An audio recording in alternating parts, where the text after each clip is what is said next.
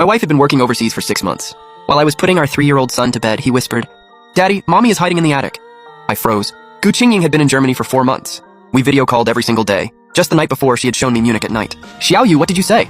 "Mommy is hiding in the attic." Xiaoyu held my finger and repeated it seriously. "She stays upstairs during the day. When you go to work, she comes down." Our apartment had 2 floors. There was a small attic on the 2nd floor. We only used it to store a few things. I almost never went up there. "You must have dreamed it." I patted my son on the head. "Mommy is in Germany, very, very far away." "It wasn't a dream." Xiaoyu looked dead serious. "Mommy told me to keep it a secret. She said I couldn't tell Daddy." "Then why did you tell me?" "Because Mommy looks really scared." Xiaoyu lowered his voice even more. "She cries all the time." I stared at my son's face for a long time. A 3.5-year-old could hardly make up such a detailed story. But maybe he had confused a dream with a real memory. "Okay, go to sleep now." I tucked his blanket around him. "Daddy will take you to the park tomorrow." Xiaoyu grabbed my sleeve. "Daddy, don't tell Mommy I told you. She'll be really worried." I closed his bedroom door and stopped in the hallway.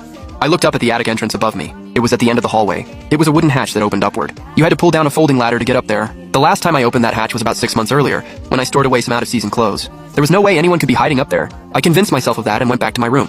But that night, I tossed and turned until 3 in the morning. Xiaoyu's words kept running through my head. "Mommy's really scared. She cries all the time." The next day was Saturday. I took Xiaoyu to the park. He had a great time.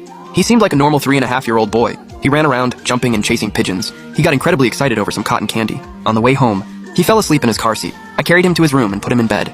Then I stood alone in the hallway, staring at the attic entrance. The padlock was still there, covered in a layer of dust. I grabbed the key, climbed the ladder and unlocked it. Then I pushed open the wooden hatch. The attic was dark.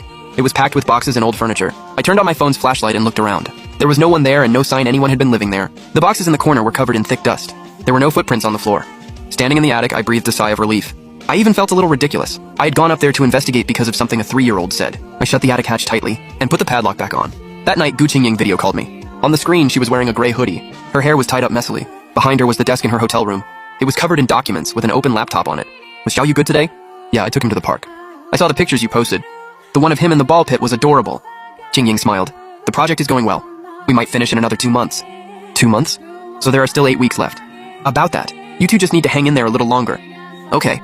After we hung up, I checked the time. It was 9 at night in Beijing. It should have been 2 in the afternoon in Munich. The time difference checked out. So did the background.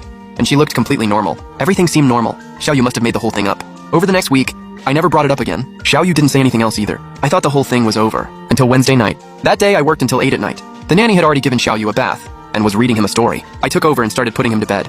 Suddenly, he said in the dark, "Daddy, Mommy gave me cookies today." My hand froze on his back. "What?" "Strawberry ones, my favorite." Xiaoyu said it like it was the most normal thing in the world. "Mommy said she came downstairs after you went to work. She also built a block castle with me." "Xiaoyu, did the nanny give you cookies today?" "She gave me an apple, not cookies." "Mommy gave me the cookies." I got up and went to the kitchen. I opened the snack cabinet.